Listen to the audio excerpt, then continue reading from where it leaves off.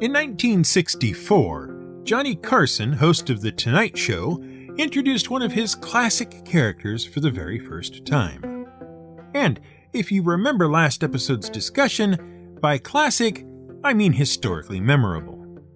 The Tonight Show, starring Johnny Carson as it was officially called, ran from October of 1962, when Carson took over from the previous host, entertainer and comedian Jack Paar, to May 22, 1992, when Carson handed the show off to his replacement, Jay Leno. The Tonight Show itself was a classic, and under Carson's stewardship would set the standard by which all late-night television talk shows would be judged. It defined the form and style, and was the basic blueprint for all such shows that would follow. And, thanks to the reputation of Carson as a host, left its mark on the cultural scene of America by highlighting new and upcoming comedians, actors, and other performers that would go on to further shape the zeitgeist for years to come throughout its entire run and beyond.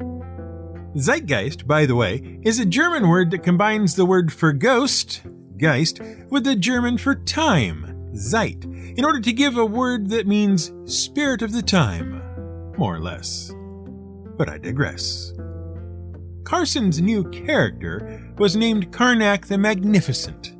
Karnak was played by Carson himself, ably assisted by his sidekick Ed McMahon. The Tonight Show would come back from commercial break, and McMahon would announce Karnak's appearance on set, at which point Carson would step through the stage curtain dressed in a black velvet cape and wearing an overly large turban on his head with an ostrich feather prominently displayed. He would begin making his way towards the desk, but stumble on the step up to it before finding his seat and settling in. The bit involved Karnak, a mystical seer, predicting the answers to questions enclosed in envelopes to humorous effect. Often the answers given were puns, which only revealed themselves once the question was known. In one particularly well-known response, Karnak, after receiving the envelope from McMahon, held it to his head and said, "Sis, boom, ba." Then peeling the end of the envelope open and extracting the card inside, Karnak revealed that the question inside was, "Describe the sound a sheep makes when it explodes." For the next several minutes, neither Carson nor McMahon are able to speak, as both they and the studio audience break up with laughter, an effect referred to in the acting community as corpsing, the inability to continue with a performance due to infectious laughter. Karnak would go on to become a regular bit on The Tonight Show, with purported answers covering everything from excuses for vile puns to commentary on current events.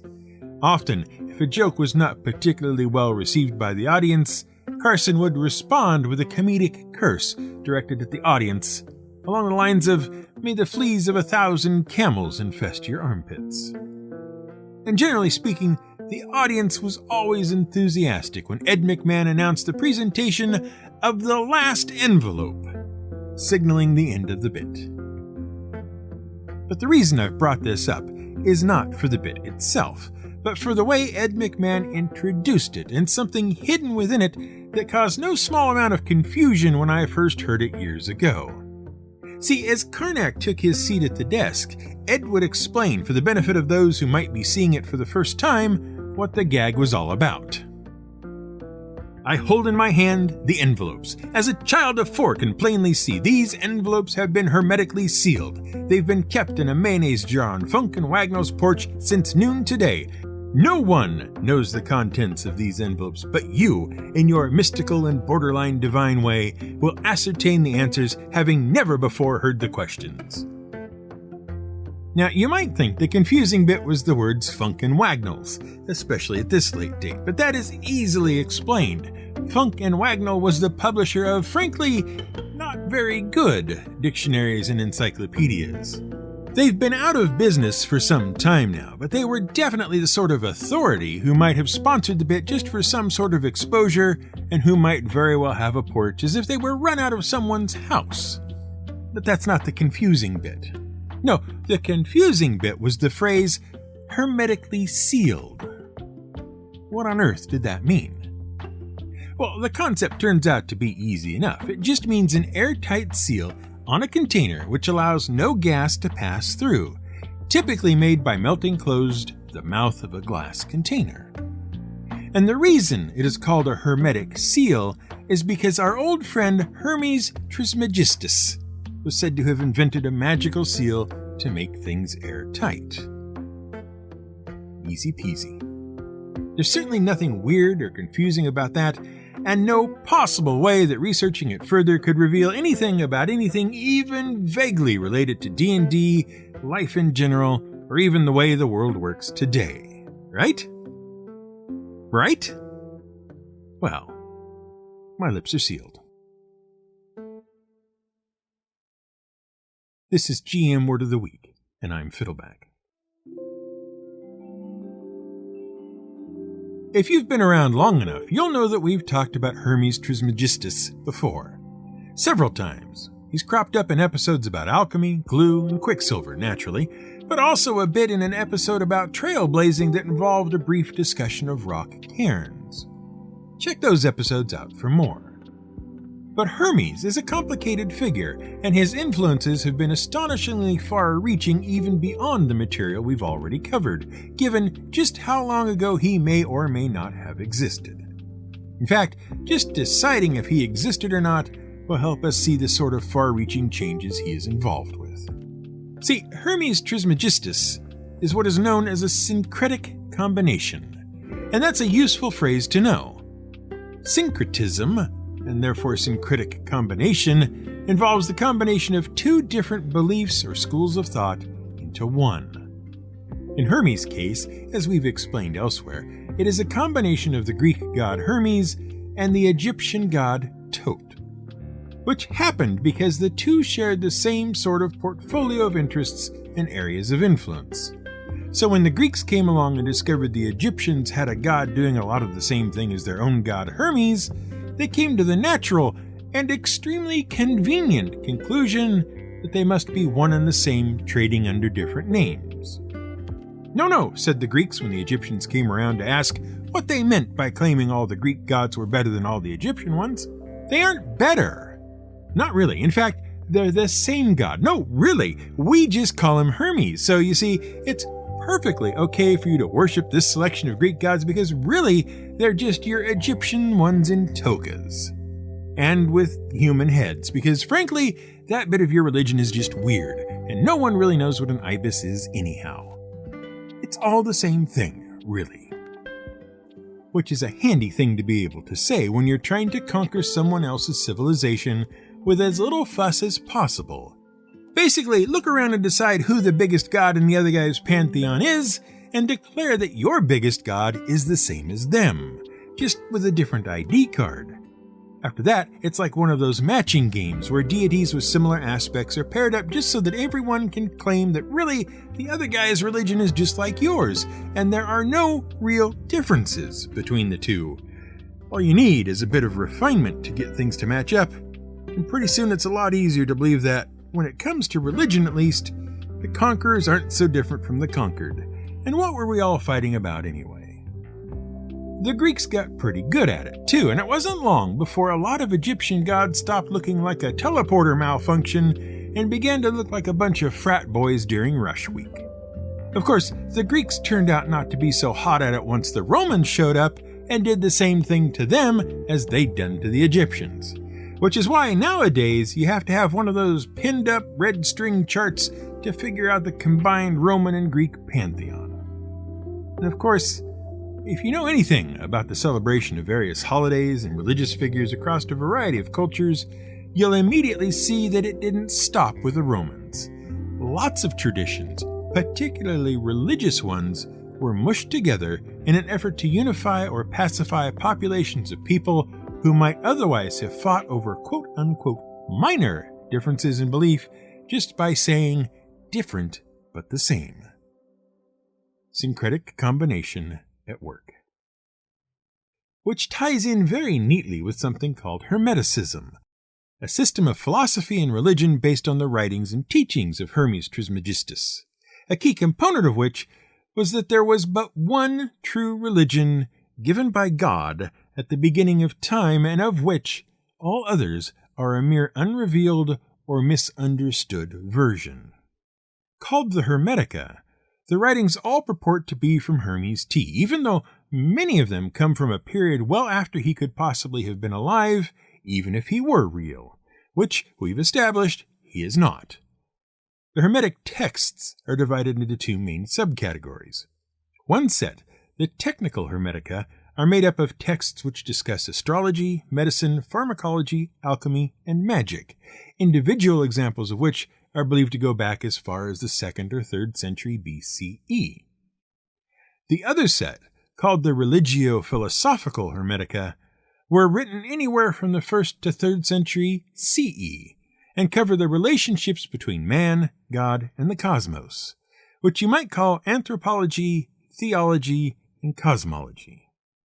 Mostly what they do is recommend a set of moral observations relating to the way of Hermes that leads the follower to a spiritual rebirth and eventual ascent to heaven by aligning the individual with the true, original religion as given by God.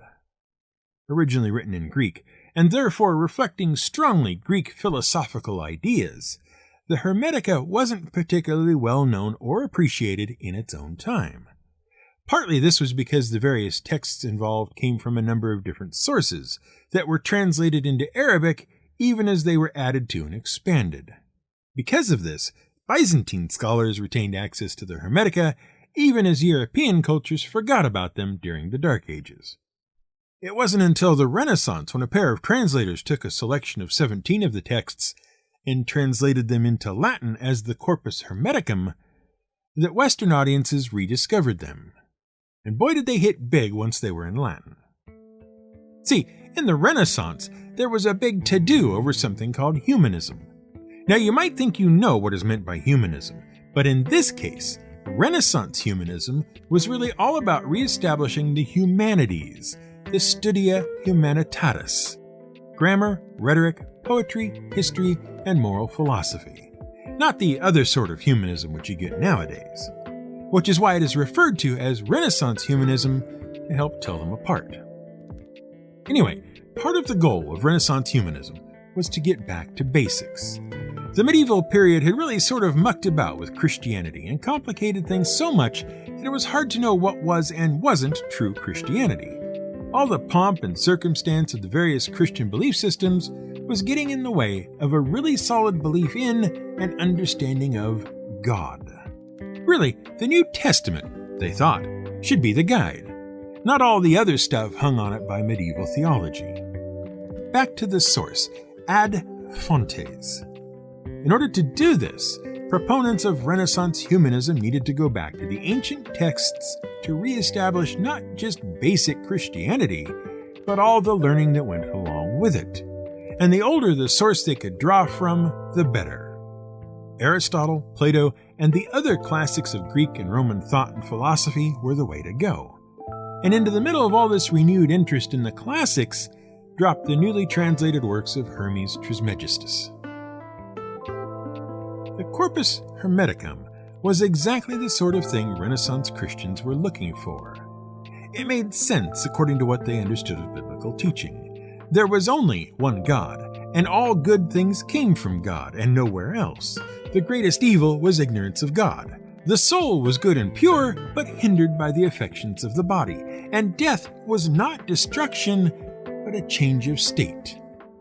It demonstrated basic tenets of the Christian faith and how best to think about them in both a religious and philosophical way. It was ideal for a basic and fundamental understanding of the faith on which greater, further understanding could be built. And since it looked like Hermes had been a contemporary of Moses as far as the people of the Renaissance were concerned, there could be few better authorities of how to properly practice Christian belief outside of the Bible itself.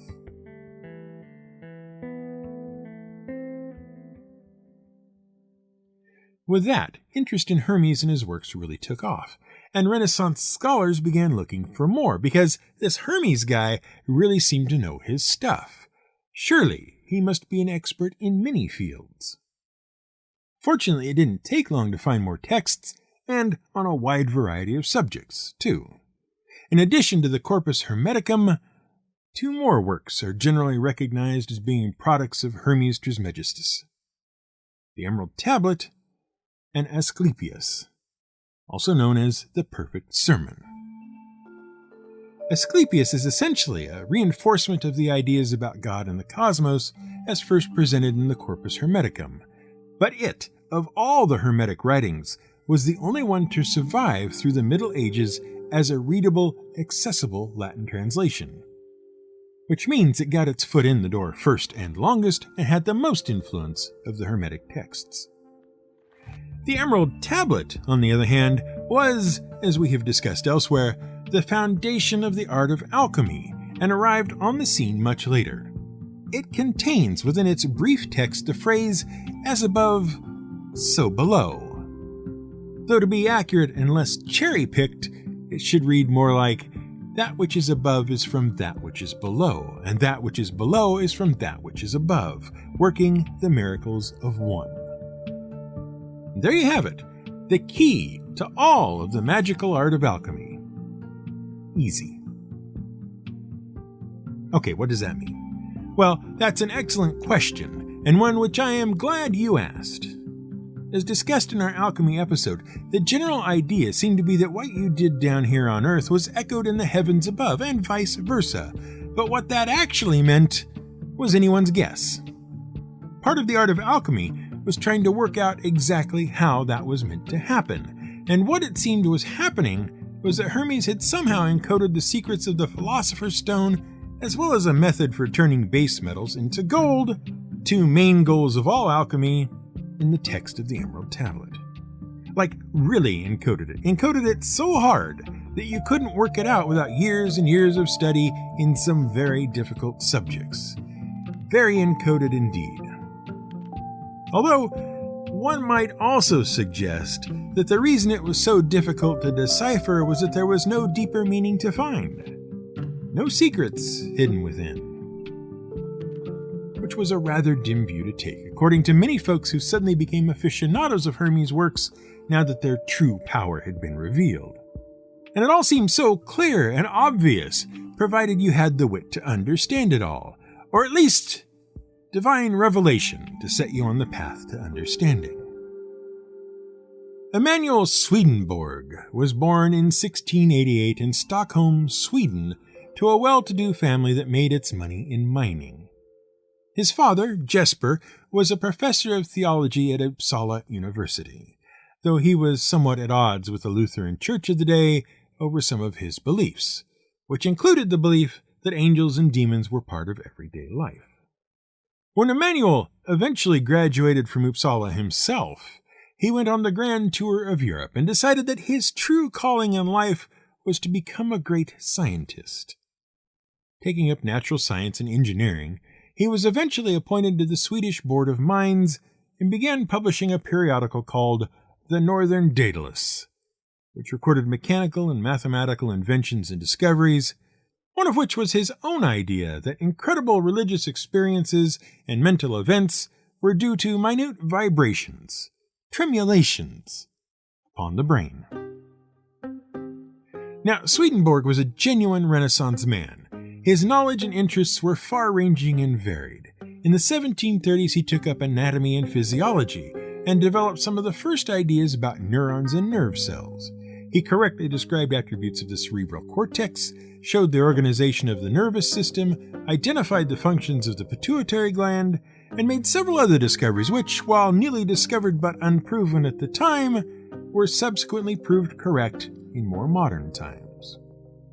But he also developed an interest in spirituality at the same time. Specifically, Swedenborg wanted to know how matter related to the spirit, something we now call the mind-body problem. The basic idea being, how does the organic matter of the brain, going about its biological processes, come by the ability to generate the thoughts, feelings, and other intangible processes of a conscious mind? And boy, it sure would be neat to launch into an explanation for you just now of how it all works, but better minds than mine have thought about it for centuries, and there still isn't any concrete answer. So we'll just pass by that for right now and return to Swedenborg, who, in trying to work out the processes of creation, happened to come up with a little idea called the nebular hypothesis 20 years before Laplace, which is the currently accepted explanation for how solar systems form. That whole slowly rotating cloud of superhot gases gradually cooling and clumping up until a sun and planets form. So, by no means was Swedenborg an idiot. But he did have some interesting, let's say, ideas for how things worked both above and below. In 1735, in addition to a book on the unusual combination of philosophy and metallurgy, Swedenborg wrote a little manuscript called On the Infinite, which purported to explain how the finite is related to the infinite and how the soul is connected to the body.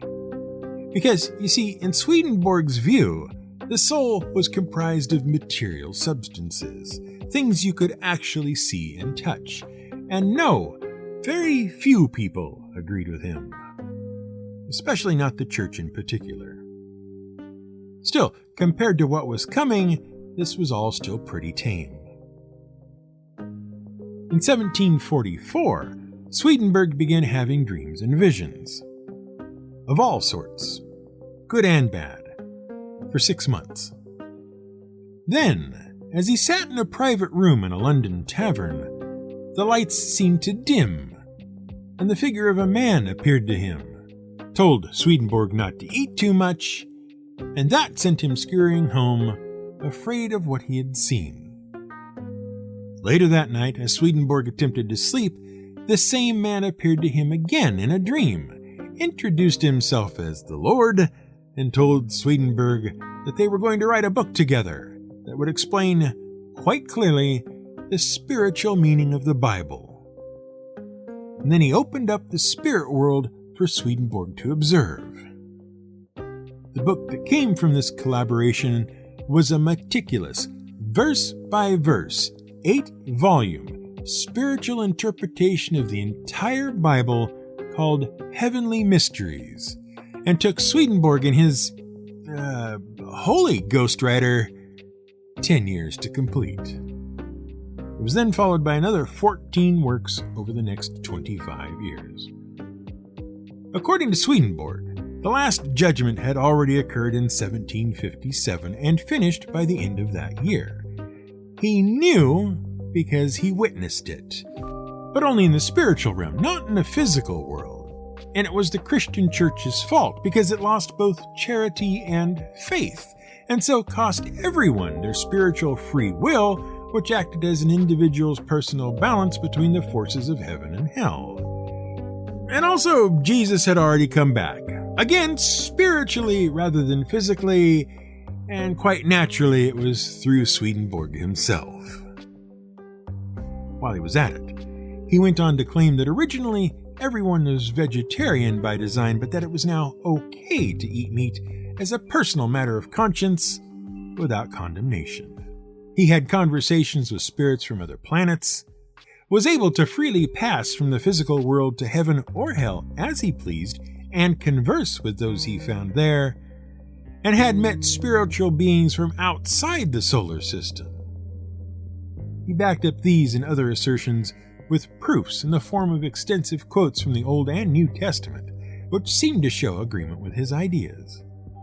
And all of it was based around a core belief in what he called correspondences, which were exactly the same as our old friend, as above, so below, just in different clothes. Naturally, very few people at the time took him seriously. But also naturally, a few generations later, people began to take up the idea of correspondence and run with it, because what correspondence looked like, and what the misstatement of as above, so below allowed, was justification for even more outlandish beliefs, all centered around the ideas of mysticism, spiritualism, and religion. And, as we'll find out in the next episode, it nearly ruined the world. Go ahead and look that up in your Funkin' Wagons.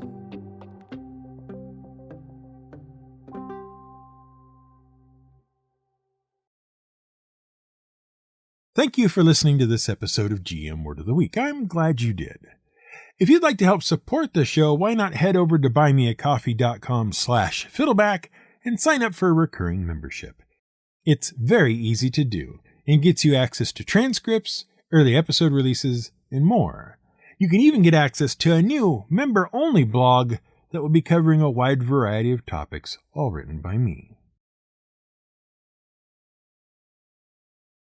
GM Word of the Week is a Fiddleback production, researched, written, and produced by Brian Casey.